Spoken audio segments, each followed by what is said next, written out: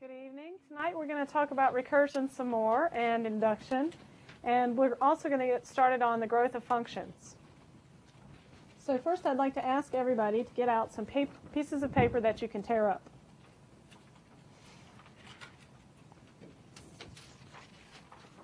We're going to play a game,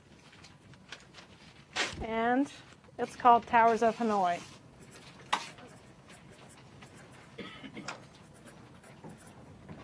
This is the classic recursion problem, and what this problem is that you have a tower of disks.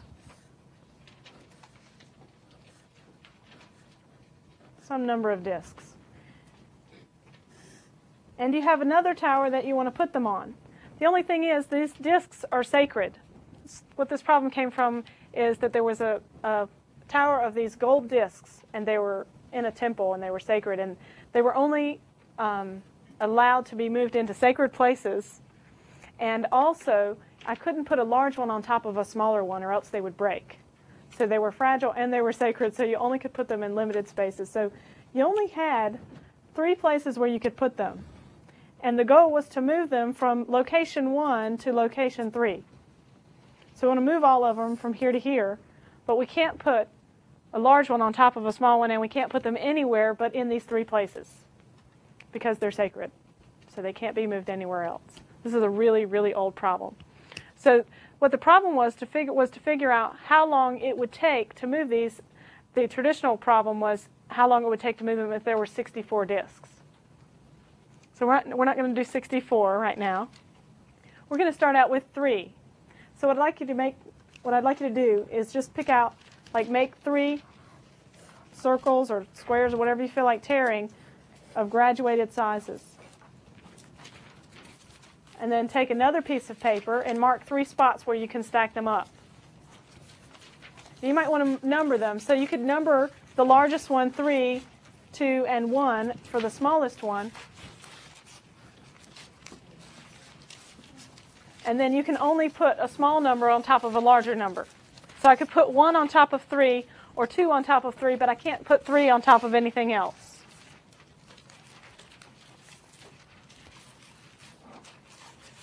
So we're going to have these 3 pieces, and we're going to have a target piece of paper which is much larger, which will have 3 spots that I can put these on. Or you can make 3 piles. I don't care if you have another piece of paper. So first we're going to solve the problem for moving 1 disk. And then we'll solve it for moving 2. And then we'll solve it for moving 3 and then 4. And we'll make a table and hopefully be able to guess how long it takes to move 64 disks. So we're doing, if you haven't guessed, this is going to be a recursion problem. So let's start with just 1. How many moves does it take to move this disk to the 3rd peg? Just 1 move. Okay, so you can try that with your little pieces of paper, although it's kind of trivial with just 1. How about with 2?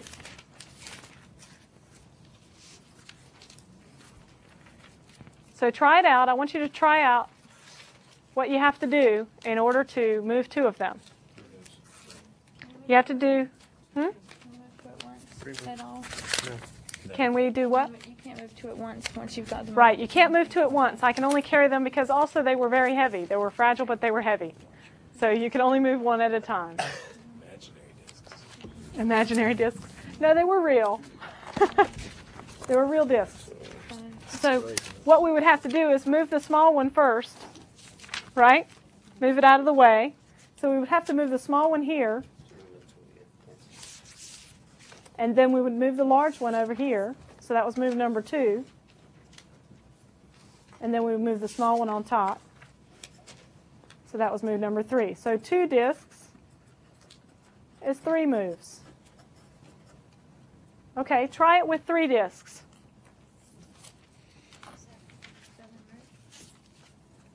Oh, some fast people in here. It was 7 moves.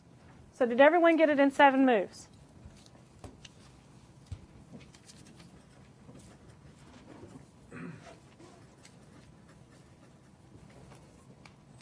Yeah?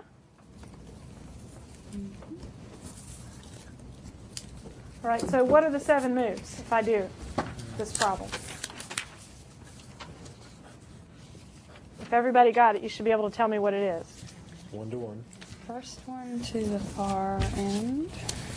Second Here, one to I'll label these A, B, and C so we can talk about the separate things. one to Okay. C. One to C. C. So 1 goes to C, so A to C. 1 goes from A to C. So we put 1 right there. 2 to B. So 2 goes from to B. 1 to B. So 1 has to go back on top of there. Okay, so that's the 3rd move. And then 3 had to go to C. That's the 4th move. 1 goes back to A. And then 1 has to go there. And then 2 to C. And then 2 went on top of there. And then 1 went on top of there. Right? So we did 4, moved 3 over there. 1 moved over there. That was 5. And then there were 7. 6, 7. Like that. So there were 7 moves. So you can see how this gets complicated. How about with 4? How many does it take? 9. No, that'd be 9. So rip yourself another piece of paper, and I want you to do it and see who gets the best.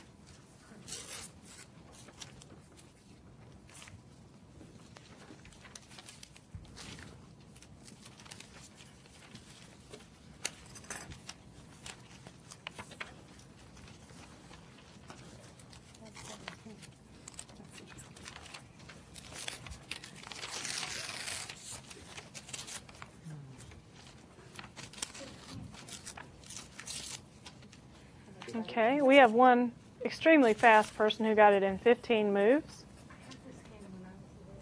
Oh, you had the game already. Okay, let's see if anybody gets better than 15 moves. Did everyone try it? 1 block at a time? What? No. Like if you have 2, You may only one on top of move. 2, you can't pick up 2 and 1 at the same time. You may only move 1 block at a time. But you could pretend, we are going to pretend in a minute that we can move more than 1 at a time. So what are some other numbers? Did you get it in different amounts? Because you could make some mistakes, right? Or you might be able to do better. Did anybody get it in 15?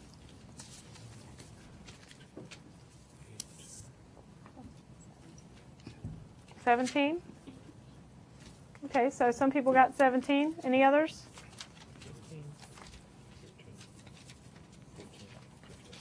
15.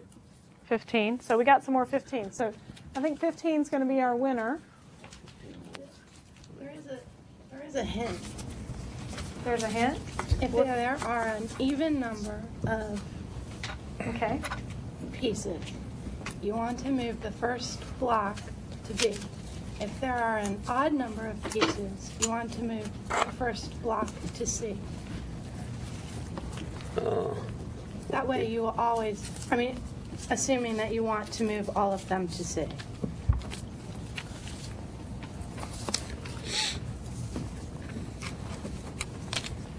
So that's how you get the minimum number of moves.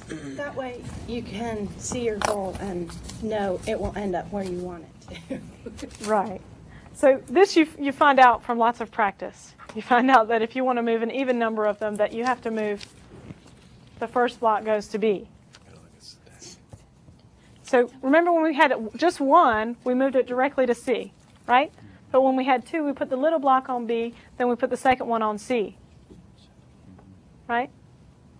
So those 2 cases demonstrate what you need to do. So if you forget that rule, then you can remember the first block goes directly to C, the second one goes to B. So always odd. If you have an odd number of blocks, the first one goes to C, and an even number, the first one goes to B. What's your question? You can't put a bigger block over a smaller one, right? That's right, you can't. So we're gonna show how we can solve this problem recursively. Because we wouldn't want to sit here with 64 of them and then try to figure out how to move all of them, right? Because we'd probably make some mistakes and we wouldn't do the minimum number of moves, certainly. There would be no way we'd get the minimum number of moves. Because already we're starting to get different numbers of moves for everybody, right? So if we do 5, there's no way the first time you'll get it. So So we have to solve the problem in a organized fashion. So one way we think about the problem is if we magically could move a set of blocks, we could solve the problem. So let's just say we have 4 here.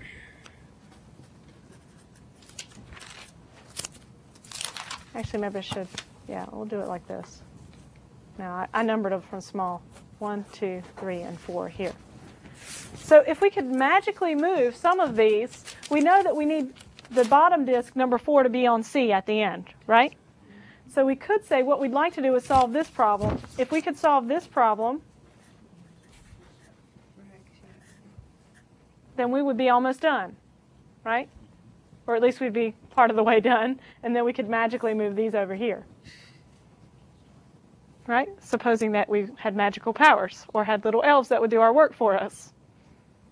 Okay? But this, again, looks like solving the similar kind of problem, right?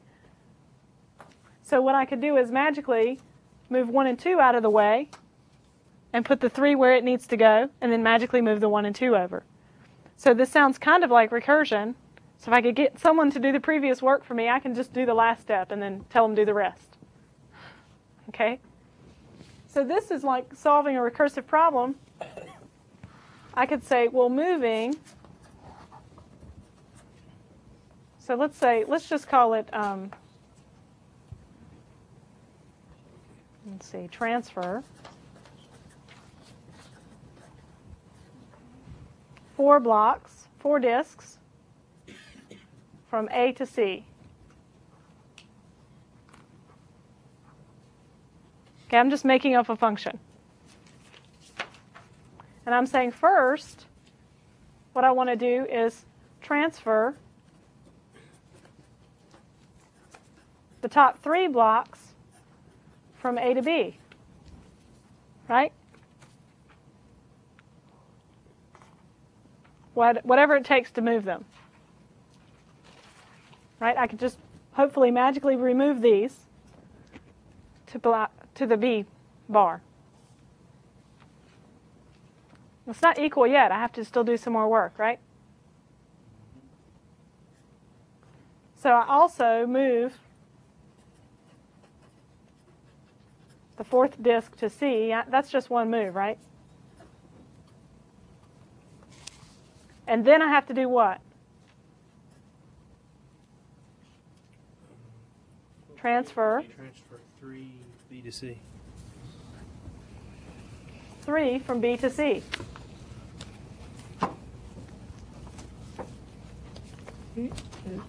And in this case, if you notice, when I have 1, 2, and 3 in the middle bar, supposing I moved everything off of A, then 4 is the largest disk, and it's on C. So I can move any of these anywhere I want as if there was nothing on C because the 4th disk is bigger than the rest of them. So I can put anything on top of it I want to, just like as if there was nothing there. So solving these 2 problems, we've gotten rid of the 4th disk as a problem. So recursively, I could get rid of the 3rd disk, and I could get rid of the 2nd disk. So let's just assume that these 2 things take the same amount of moves, which should make some sense. Moving from any one peg to any other peg should take the same number of moves. Right? So these 2 have the same size.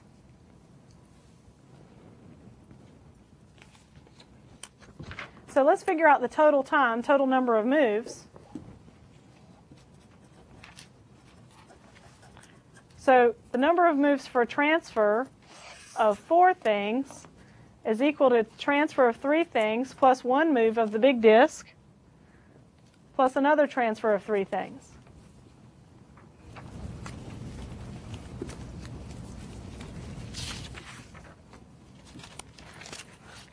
So let's guess. T of n must be equal to what?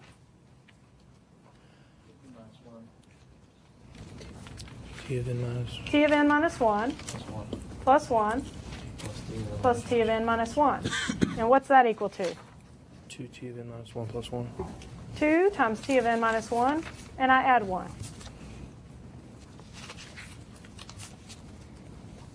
So I've just figured out how to recursively solve this problem and how long it would take. So supposing I want to solve this for 64, I don't really want to make a table for it, do I? No. So I'm giving you some motivation for finding closed form and also for doing recursions, because doing this recursion saved us a lot of work, right? If we could just tell our little elves, you know, here's how to move one disk, and you need to figure out the rest. Okay? So you tell them how to move the bottom disk, and then they have to figure out the rest.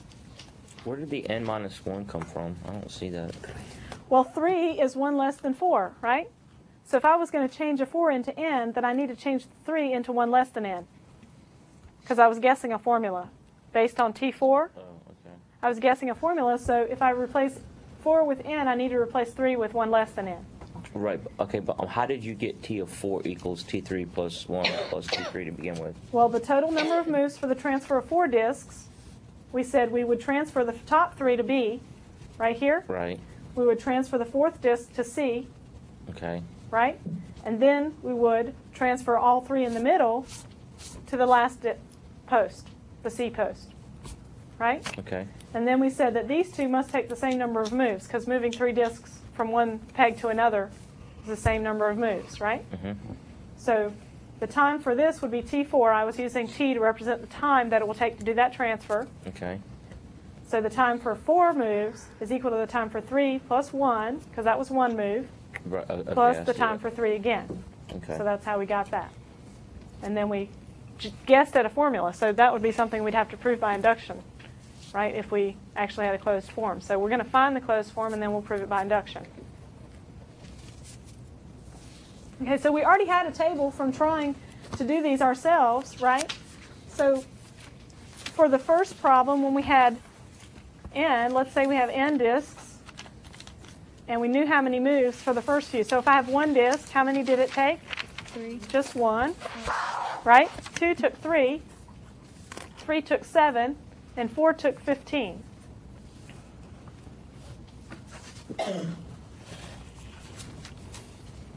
So anybody willing to guess at a formula for these? Kevin. 2 to the n minus 1. So the guess here is 2 to the n minus 1. Well, 2 to the n minus 1. 2 to the n, quantity minus 1. Oh, good. That looks better. Because all these are odd numbers, right? So this should be 2 to the 4th minus 1. That makes me feel pretty good because it looks like that.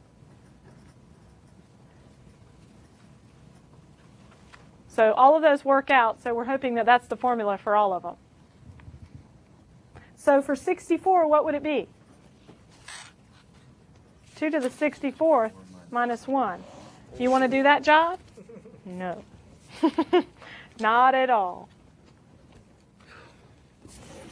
Double 3. Okay, so let's practice with our proofs by induction. So we have a recursion. We have that T of 1 equals 1, and we have T of n equals 2 times T of n minus 1 plus 1, and we have a guess at the closed form that T of n is equal to 2 to the n quantity minus 1. So we want to prove that those are equal. Because you don't want to tell your boss that you know how long something's going to take, and then it takes twice as long, or actually an exponential amount of time longer than you thought, right? So you want to be sure when you solve a problem that you have the right solution. So how do we start? Basis. So if n equals 1, then T of 1 equals 1, and my closed form gives me 2 to the 1 minus 1, which equals 1. We should already know that because we made a table, and that's how we guessed at the formula in the first place. So now we assume the recursive definition, and so I just wrote that just to remind you that we're assuming the recursive definition is true. But we're also going to assume that T of n equals 2 to the n minus 1. Then we're going to prove that Tn plus 1 is equal to 2 to the n plus 1 minus 1.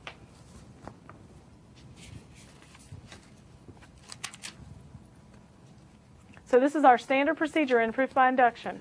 Because we know we want to prove something for the basis case, then we assume that we could do it for n disks, and then prove that if we just had one more, we could still do the problem.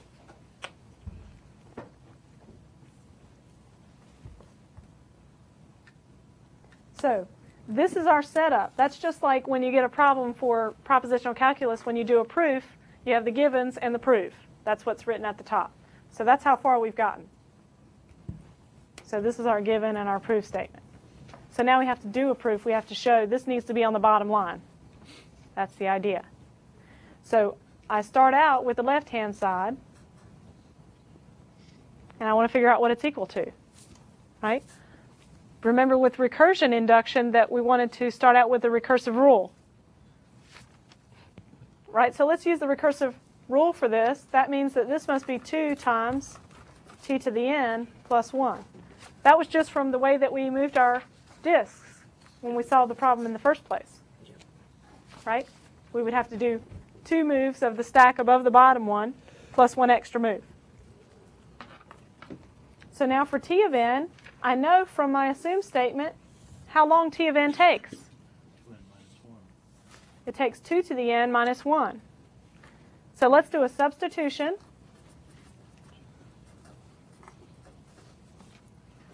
From the assume. So t of n plus 1 is equal to 2 times the quantity 2 to the n minus 1, and then we add 1 to the n. Now our goal is up in that proof statement. We want to get the right-hand side. We already have the left-hand side as t of n plus 1. So we need to get the right-hand side to look like what we have in our proof statement. That means we need to multiply that 2 out and recombine things until it looks right. So this is equal to 2 times 2 to the n minus 2 plus 1. And 2 times 2 to the n is what? 2 to the n plus 1. Good. 2 to the n plus 1. And minus 2 plus 1 is just minus 1. Sorry, minus 2 plus 1. Did I mess up? Oh, good. That's what I wanted. This is the real reason why you have to write it down. You're like, oh, did I get it? Then you can double check. So this one had less algebra than some of them. This one I want you to, to look at a few times to help you remember the steps. Right? You do basis, assume, prove, and then you start out with the left-hand side of what you're trying to prove. Use the recursive rule if you're proving a recursion's closed form. You put the recursive rule first.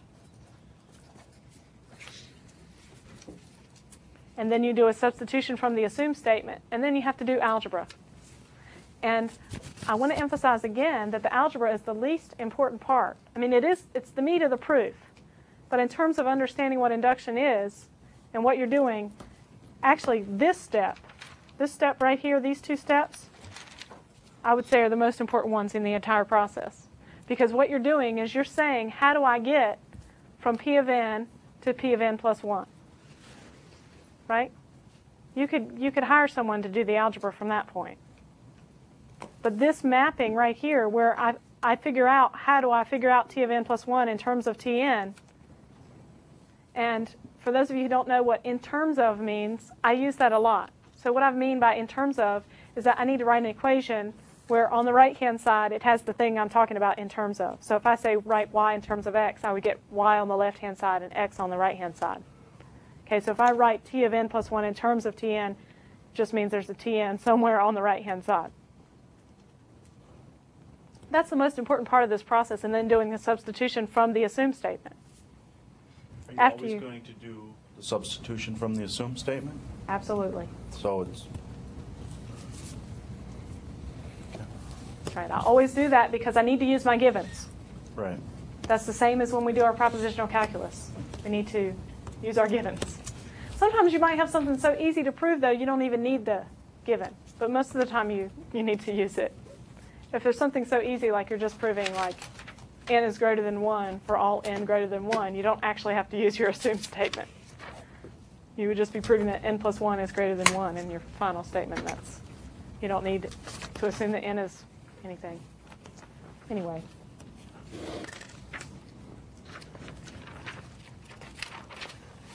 Okay, are there questions about Towers of Hanoi? The reason why I introduced that is the canonical problem for recursion. So whenever you take a programming class, that'll be the first problem they'll give you when you talk about recursion. And so now you know how long it takes to run. It's going to take an exponential amount of time, 2 to the n, approximately. Yeah, when you talk about runtimes, you don't care about minus ones. So we're talking about this is a power of 2, so 2 to the power. That's an exponential amount of runtime. We're going to get to that later today. I'll start talking about runtimes and how we compare runtimes of algorithms. But next, I'd like to do another recursion problem that's kind of cool. And what that problem is, it's called gray codes.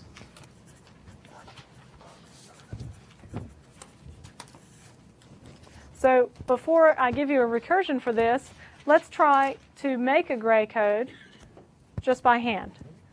So first I have to tell you what a gray code is. So what we're looking at is binary strings.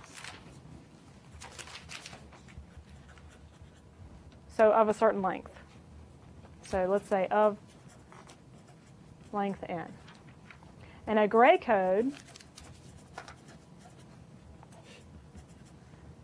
lists all the binary strings of length n so that 2 consecutive strings are different by only 1 bit. And 1 bit means one of the binary numbers in your string.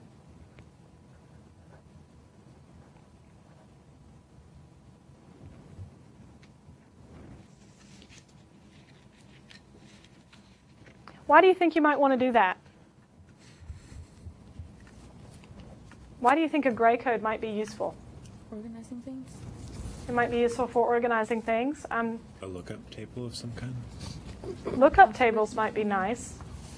Like advertising, things like that. If I wanted to test something for all possible, like if I wanted to test, like remember that our power sets we could represent with binary strings? If I wanted to test all possible subsets of something, and I wanted to go through all the binary strings, it would be very cool if I could just flip 1 bit, do the test, flip another bit, do the test, flip another bit, do the test, and rotate that way instead of counting like regular, because that changes the number of bits by consecutive things, right? Because if I go from 3 to 4, there's 2 1s in 3 and 1 1 in 4.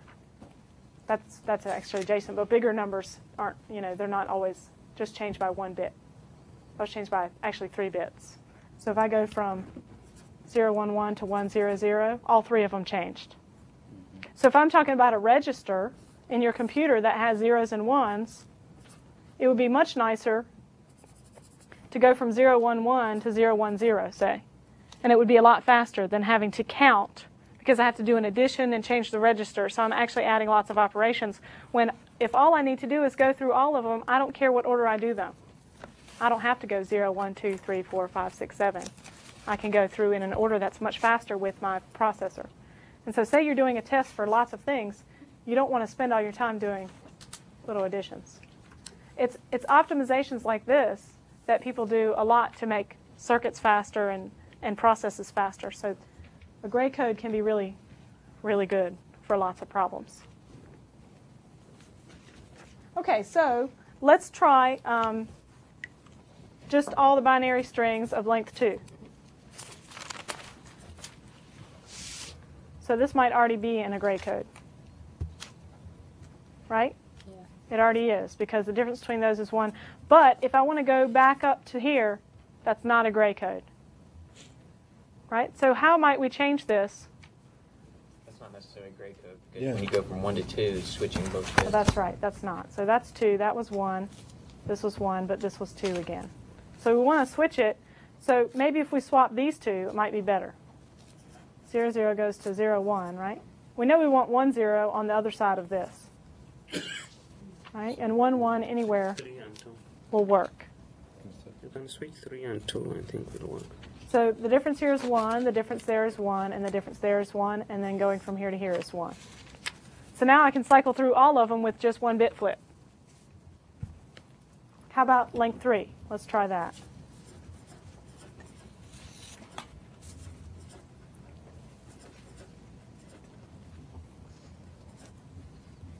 So everybody try to find a gray code for that, and let's see who gets one first.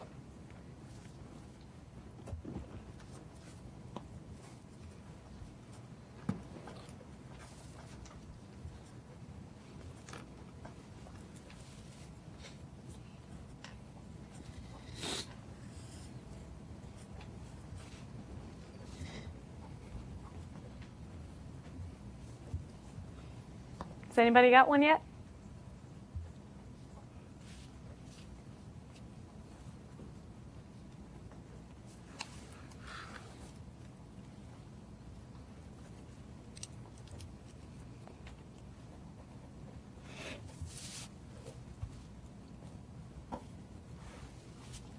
You got one? Fine. Okay, read it out to me. Okay. 0, 0, 0, 0, 0, 1, 0, 1, 1, 0, 1, 0, 1, 1, 0, 1, 0, 0, 0, 1, 0. Oh, okay. I think this is going to have to be Oh, fixed. yeah, I but missed that's that okay. One more. I'm sorry, there was 1, 0, 1 there. 1, 0, 1 should go Yeah. here. 1, 0, 1. Okay, Yeah, I'll just mark that out. 1, Then 0, 3 1. ones. And then all 3 ones. Okay, the only problem is here, right? Okay.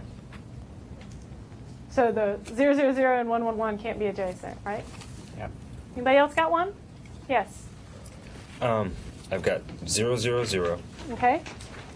0, 0, 1, 0, 1, 1, 0, 1, 0, 1, 1, 0, 1, 1, 1, 1, 0, 1, and then 1, 0, 0. Good. That wraparound's good. Anybody see any problems with that?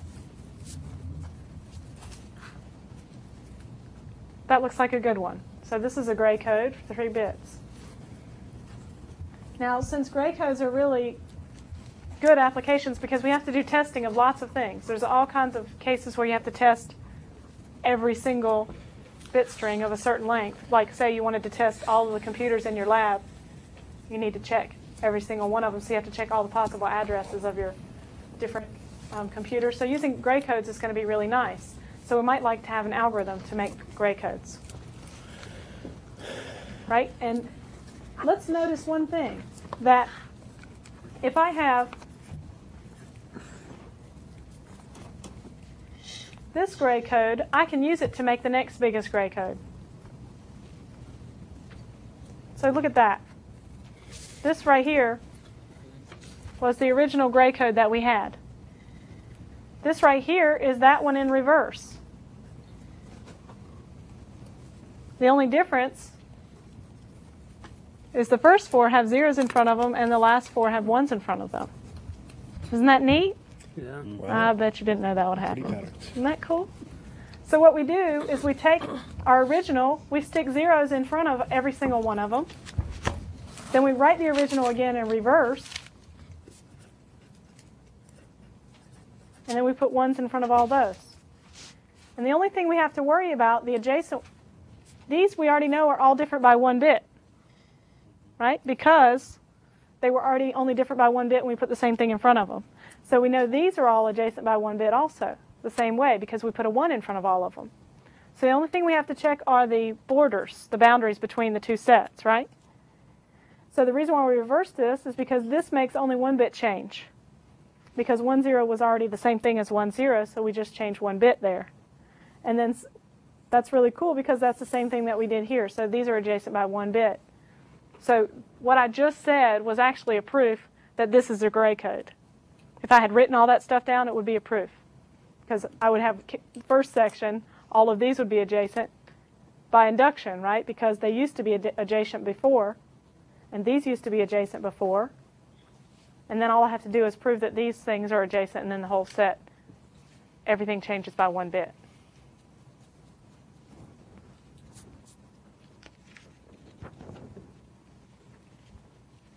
So let's prove this by induction. Okay, because we just showed it for one case, and all of us believe that it's going to work no matter what. But proving by induction is what you do when you really want to be sure. So what we're going to do is prove our method for making a gray code. So we actually have to make a recursive definition. We'll have to write it out in a way that we can actually use it in a proof. So let's call G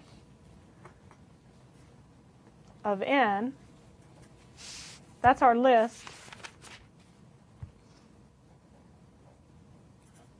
of binary strings of length n, and we'll put commas in between of them, all of them, and it's in a gray code.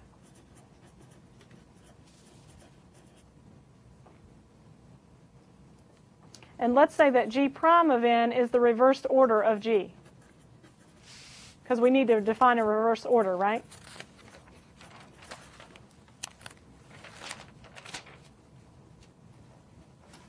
So then if these are the case, then G of n plus 1, so if I want to add one more bit, what did we do?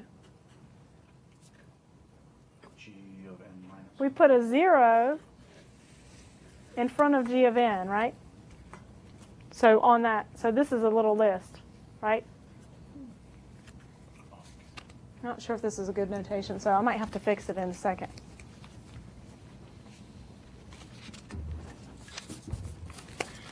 Wasn't it like a multiplication of two sets would give you the pairs? Cross product? Yeah. Yeah. Wouldn't that work for this as well? Like if you did 0 multiplied Let's G just of n? do like this. We'll just define this. Like 0 times G of n, we'll just define it to say we put 0 in front of everything in G of n. So we'll all understand that we're meaning the same thing. And then we did what? Adjacent to that, we put comma, and then we put 1 in front of what? The reverse.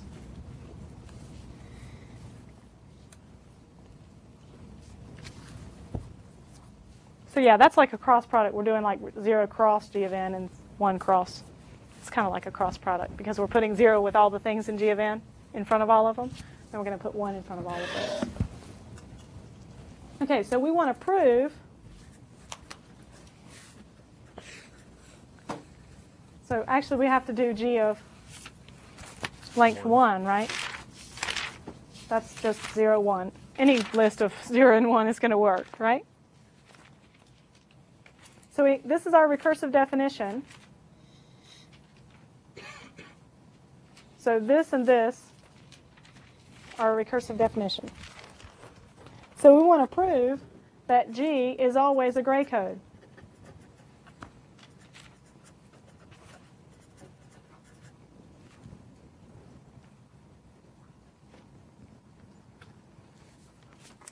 So that means that when we have a binary string, a list of these binary strings, that every adjacent thing in the list is different only in one bit. So let's prove it. I'll write it a nicer definition again. So we have G of 1 equals 0, 1. G of n plus 1 equals 0, G of n, 1, G prime of n. So we're going to prove that G is a gray code.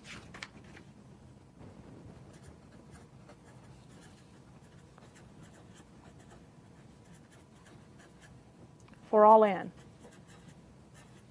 greater or equal to 1. So our basis is what? G of 1 is a gray code. Or you can also say is gray.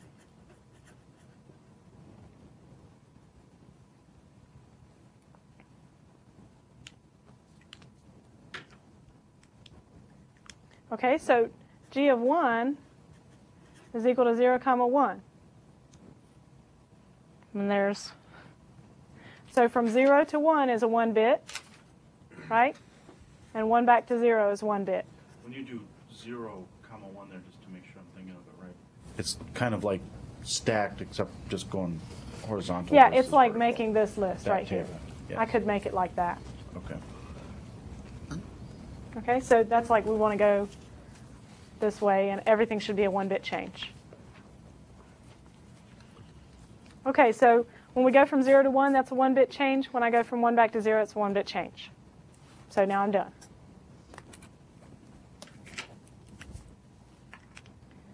So now we need to assume that G of n is gray and prove G of n plus 1 is gray.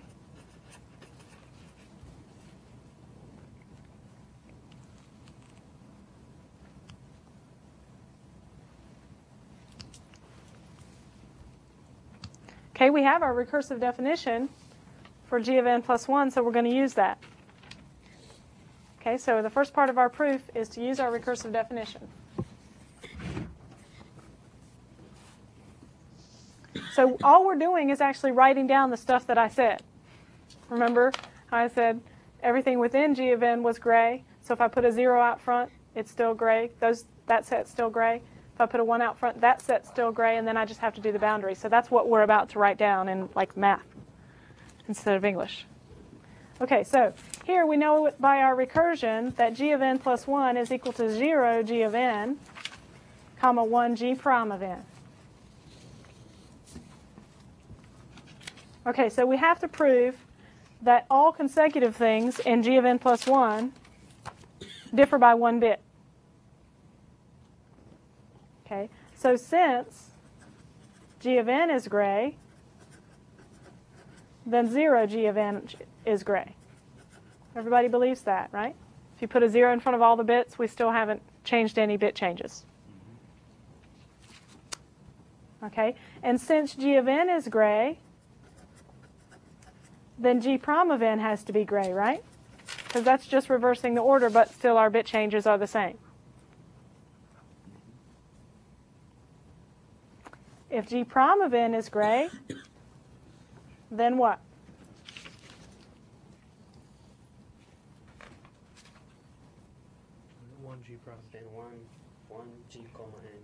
Then 1 G prime of n is also gray.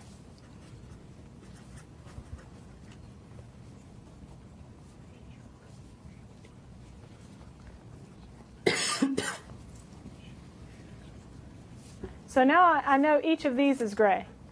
So now I just have to prove the boundary between here and this boundary here.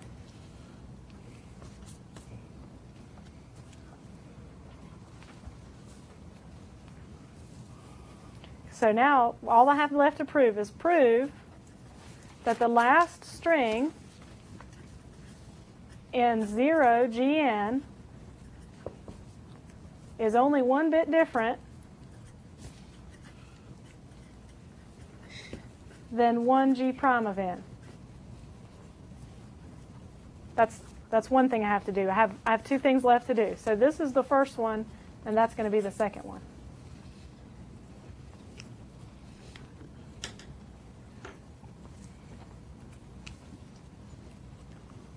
So how can we prove this?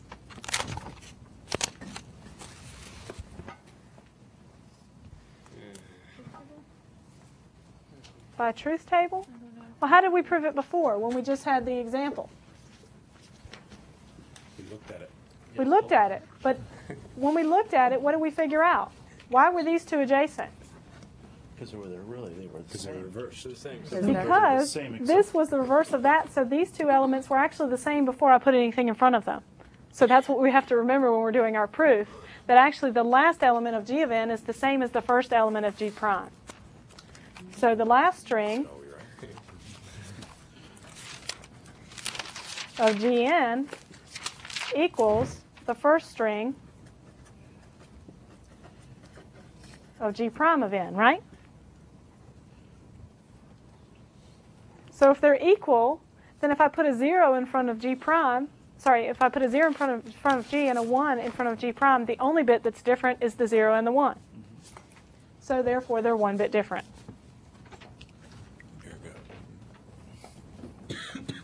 So therefore, 0 G of n. So let me just say, let's just say the last string, let's call that x. Okay, so 0x is exactly 1 bit different from 1x.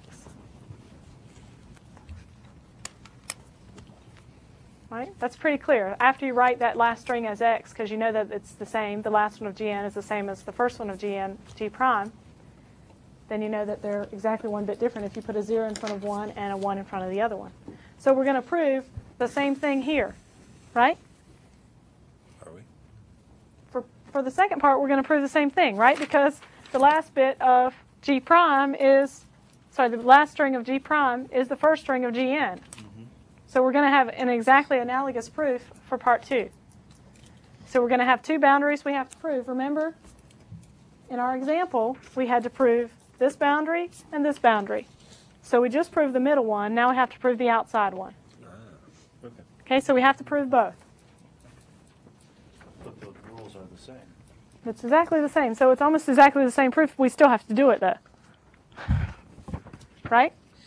So It's almost the same thing. Basically the same, except Right.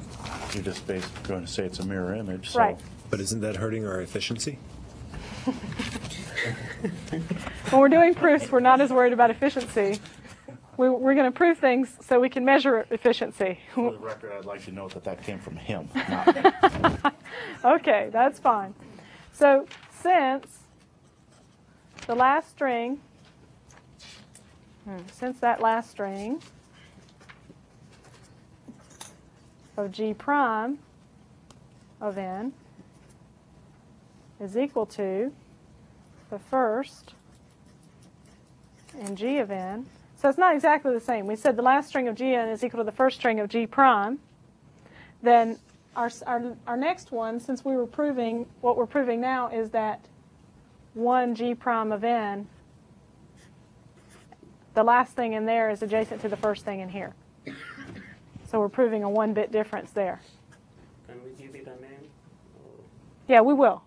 Just a second. So the last string of G prime, we'll call that Y, is the last one in there, but it's also the first one here. So Y is first in there, and it's last in G prime. So 1Y going to 0Y has a 1-bit change.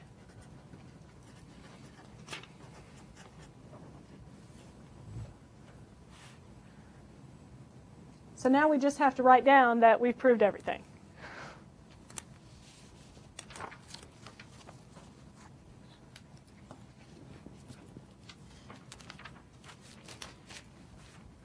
Are there any questions about this before we tie it all together?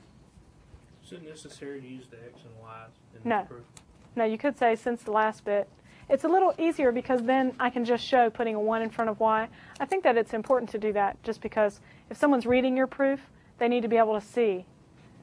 Let me reiterate that whenever we write proofs, the important thing is to let the reader be able to follow it without having to sit there and go do some side math. So if you can write something out that makes it easier to read and easier to understand, then you should put it in there. Or else you should say, refer to this book that has it in it. Okay, so whenever you're reading a math book, a lot of times they'll say, lemma, blah, blah, blah, and they'll go prove that somewhere else.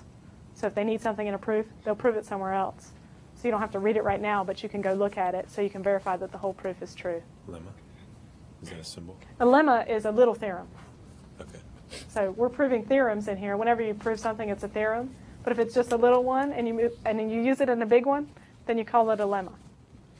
It's like a little side proof. Remember in your proof for square root of 3 is irrational?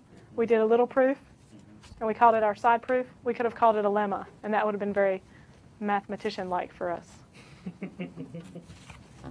Okay? Yes? The only question I got is, Dilemma? I mean, you told us before we started this proof that, that the only thing that was different between those numbers was the 0 and the 1s, and then the second part was reversed. Now, if you didn't tell us that, I don't see how we would know to do this kind of stuff with that, and I'm just kind of curious. Like when you give us problems in the future, I'm sure you're not going to tell us that kind of stuff. We started out with a problem that we wanted to solve, right? Okay. And then I pointed out a pattern to you. I'm not going to expect you on a test to be able to find that pattern and then do all of this work. I'm going to give you a recursion, and I might ask you to find a closed form and then prove it's true by induction. But I'm not going to ask you to solve something all the way from, here's the definition of a gray code, now figure one out, now give me a recursion for it, now give me a closed form, now prove it. Okay? Just checking. I don't expect you to do that in this class. We appreciate that. If this was a graduate class, I would expect you to do that. Okay. Okay? And if you are interested in that, you can take graph theory, which is a really good class. It's very cool. Okay, so the last thing we had to do, we remember that we wrote that g of n plus 1 was equal to 0 g of n, comma, 1 g prime of n. So we proved 0 g of n was gray, and that 1 g prime of n was gray. And we proved that 0gn going to 1g prime of n was gray. That was our number 1 proof in between there, and number 2 was here. And we proved that 1g prime of n going to 0 g of n was gray. So therefore, the whole thing is gray, so therefore g of n plus 1 is gray.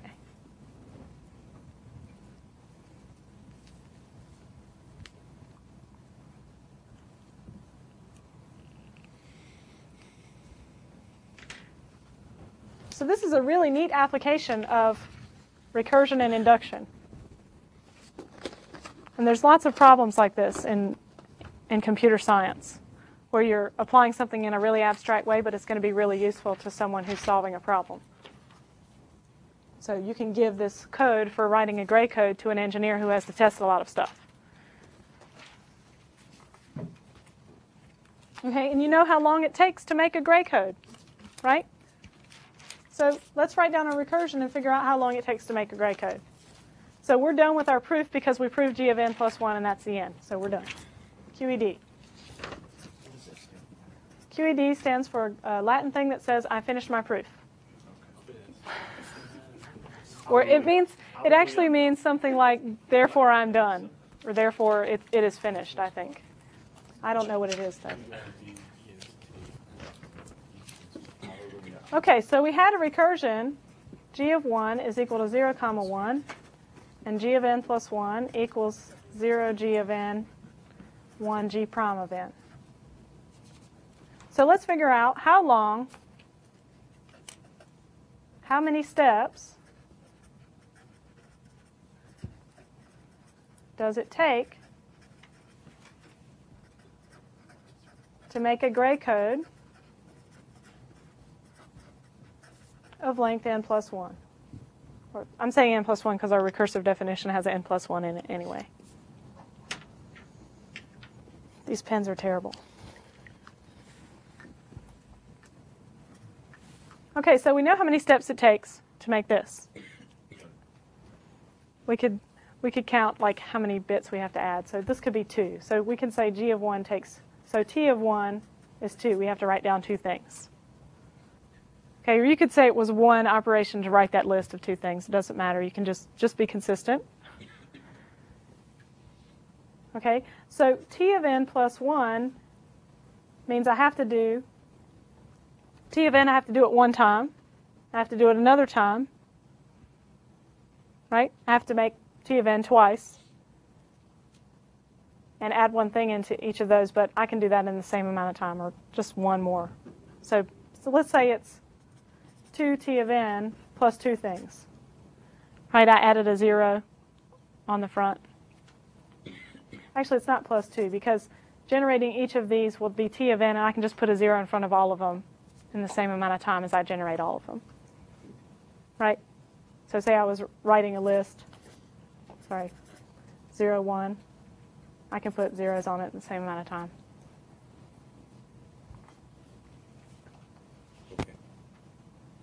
It's general. Like if I was looking at the code, I would absolutely know how many steps I did, because I could count the instructions, but we're not going to write out all the instructions, so we're just going to do an approximation here, because we're going to get an approximate amount of time it would take. So we already know that if we look at this should take how long? What kind of recursion does that, what kind of closed form does that end up being? It's exponential, right? So, because t of 1 equals 2, right? T of 2 is what? 4. T of 3 is what? 8. 16. So this is an exponential. We would guess that t of n equals 2 to the n. 2 to the n. So we could prove that by induction if we wanted to, based on this recursion. Which makes sense. Okay. The length of the strings. Why does this make sense?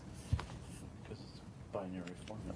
Because I have to generate all the bit strings of length n, right? And there are how many of them? 2 to the n of them. So that's about how long it should take to make a gray code. only doing consecutive ones, now we've saved ourselves a little bit of time because going from one to the next one, if I'm just doing like using a register to go through, I only have to do one bit flip every time. So generating all of them takes this amount of time, but I've cut out all the extra work of doing like counting.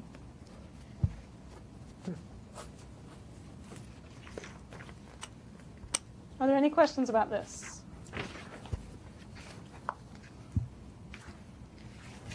Okay, as usual, we're going to do a little topic switch here. So let me just remind you of the steps of any kind of induction that you're going to do.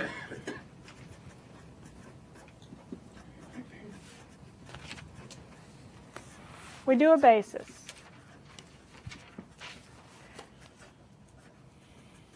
And that's like P of some n0, where n0 is your starting point. We assume P of n is true.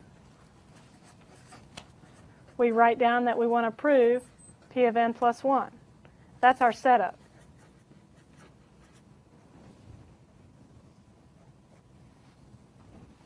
Now, there's two ways you can do the next step.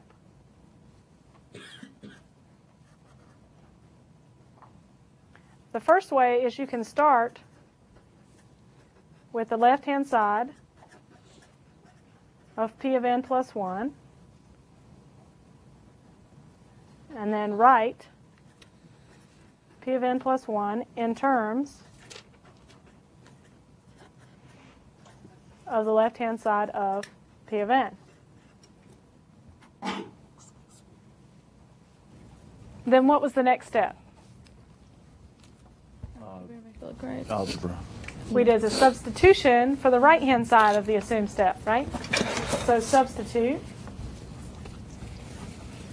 in the right-hand side of P of n, and then solve for the right-hand side of P of n plus 1. So substitute was the next step, or was it? Right, that was the alternative? There's two methods. This was the next step. So that was the first step, second step, third step. Substitute in right-hand side of P of n. What do you substitute the right-hand side of P of n into? Into this equation. This is an equation right here. Uh-huh. So we're substituting into that equation. Because we have the left-hand side of P of n in that equation, right? So somehow I've got P of n plus 1 equals do some stuff to P of n. But that's the left-hand side of P of n. Mm-hmm. And then I substitute in P of n right-hand side. You're just basically trying to get kind of like P of n on either side of the equation so that you can do your algebra. Right, I want P of n plus 1 on the left, and then I want the right-hand side. I'm going to have a left-hand side here and a right-hand side, right? I'm going to start with that, and I want to end up with this. Mm-hmm. But I'm going to have to use the left-hand side and the right-hand side of P of n. Okay, and this is what we've been doing all the time, right? Just for the gray code proof, we wrote G of n plus 1 in terms of G of n, and then we assumed that they were gray, G of n's were gray, and then we just finished the proof that G of n plus 1 must be gray because of the structure of what we made. Okay, so this was the first method, and that's what I normally do. Let me tell you what the other method is, because it might be a little easier for some of you. Okay? So method number 2, after you've done your setup,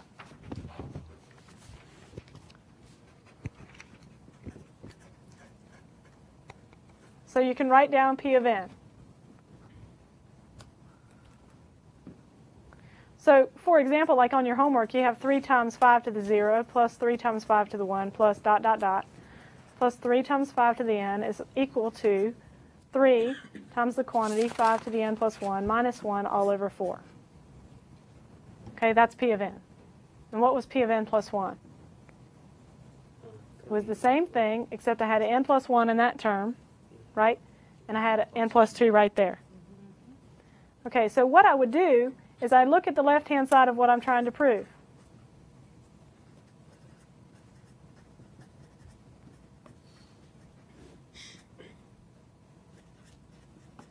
So this is my assumed statement This is my proof statement. So I look at this and I say, what's the difference between these two things? That's just this, right? So what I can do is modify my assume statement, P of n, modify both sides the same way. These are exactly equivalent methods. The method I just gave you and this one are exactly the same. It's just sort of the order of thinking. So you're operating on the right-hand side or the left-hand side? Kind of. It's where you start from. So here I would just say, I'm going to add 3 times 5 to the n plus 1, and I'm going to add it over here too. Because it's an equal sign, so I can't do something to one side without doing it to the other. Right? That's correct. If I still want them to be equal. So I have to add the same thing to both sides. And then you do algebra on this side until you get the right-hand side of what you wanted, because this already now is the left-hand side of the proof statement. Right? Because I modified the assume statement to look like the proof statement. So it's exactly the same thing as before. It's just I don't feel like I did a substitution. Right? I modified both sides of the assume statement at the same time. And then I do algebra on this. What is the algebra on this? Since you've already done this problem? Multiply both by 4. I would multiply this by 4 over 4, right? And then I would add this all together with the same denominator. And then I would try to find out how many 5 to the n plus 1s I have. And for anybody who's had trouble with that, that's probably because you are afraid of using powers. Okay? So let's do that algebra right quick. And I'm going to give you a tool for solving problems like this.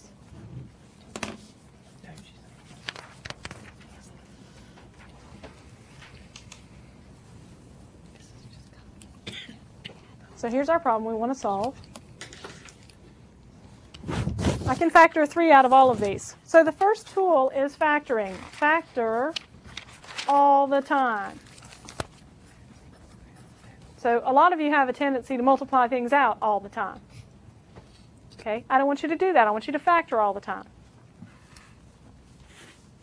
Because factoring lets you see things. When you multiply things out, you start getting numbers that you're not sure if they're divisible by the same thing or not. Right? So without thinking for a second, I wouldn't be sure whether 18 and 54 had a common factor. But if I wrote one as 3 times 6 and the other one as 3 times 18, I already see that they have a common factor of 3. Right? So if I factor even more, I would have known that that was 3 times 6 and 3 times 6 times 3. So I really would have seen all the common factors of both of them if I factored as much as possible. So in this problem, let's go ahead and move the 3 out front because this has a 3 in it too.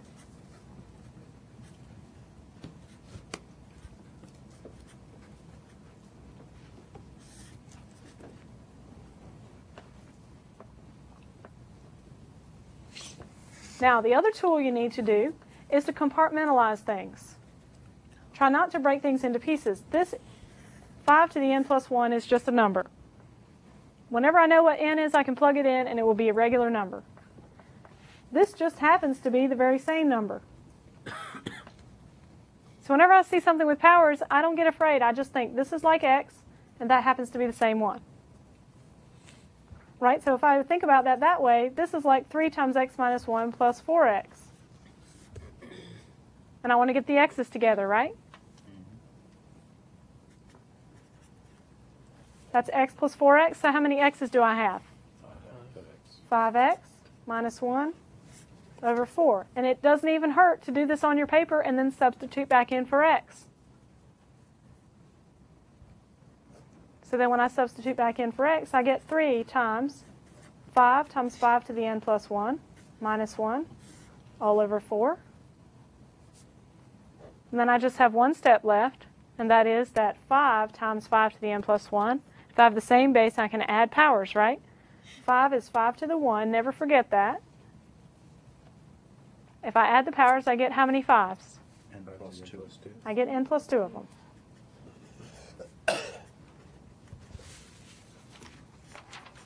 And then I'm done with all my algebra. So if you factor as much as possible, and then you think of, like, if you have things that are common in there, just replace them with a variable that's easier for you to look at. So if I had some powers of 2 in there and some powers of 3, I would use one variable for the 2's and one for the 3's. And so I could combine all the 2's and all the 3's and then write them back out again.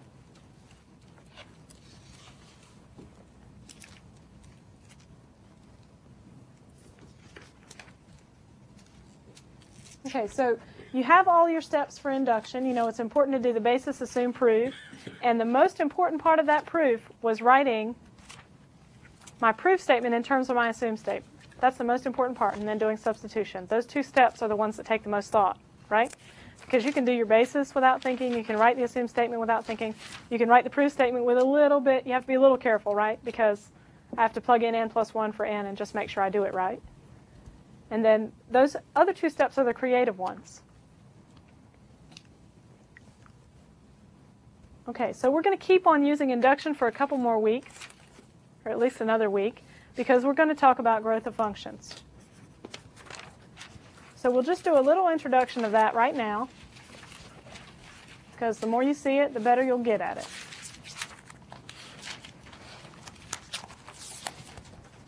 Okay, and you'll also hear this denoted as big O notation. And I've never taught this before, but I get so many students coming back that we're also going to do big theta notation and big omega notation. So we're going to do these 3 things. And I want to draw you a little picture first, so that we understand what all of these are.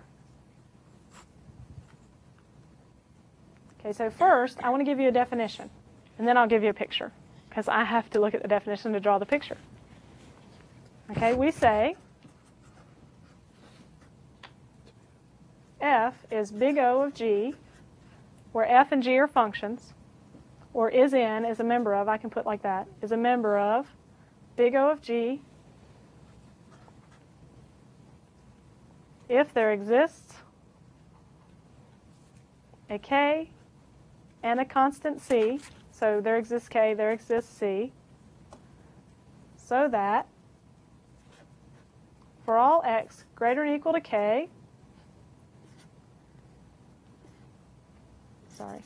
f of x is less than or equal to c times g of x. Would you read that back again? I'll read it again. I just wanted to write it and make sure I got it right. So f is in big O of g if there are 2 constants, k and c, so that if x is bigger than k, then f is less than a constant times g.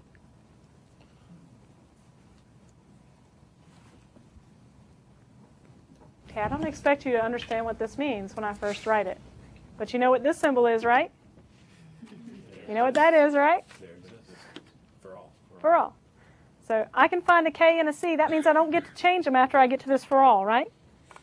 So these have to be fixed. And in here, I have to show, I could do an induction proof. After I fix those values, I should be able to prove this. Right? So we're going to be doing that later. But let me show you what this really means. Okay? If I have 2 functions, say x and x squared, which one is bigger? Define bigger. Depends on what? Where you are in time. Depends on where you are in time. But assuming that x is big, which is bigger? X squared. So that's what big O is all about. If you assume that your input is huge, that x is huge, which one's going to be bigger? And is it going to be consistently bigger? If it is, then we can compare them with big O notation. If it's not, then we can't compare them that way. Then we would use big theta or big omega. And I'll tell you what those are too.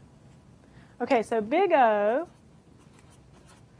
compares functions is what we're doing for large x.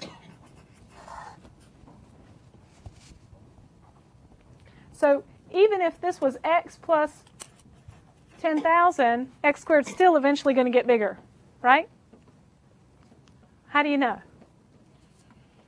Because x is growing exponentially where x squared is growing exponentially where x is just growing linearly. So no matter what I add to x, I can't get it bigger than x squared because I could say this is 10,000 squared. And that would just be 10,000 plus 10,000, which would be 20,000, which is a lot less than the square of 10,000. So in terms of my big O notation, I can say that x is big O x squared, since I can prove that x is less than or equal to x squared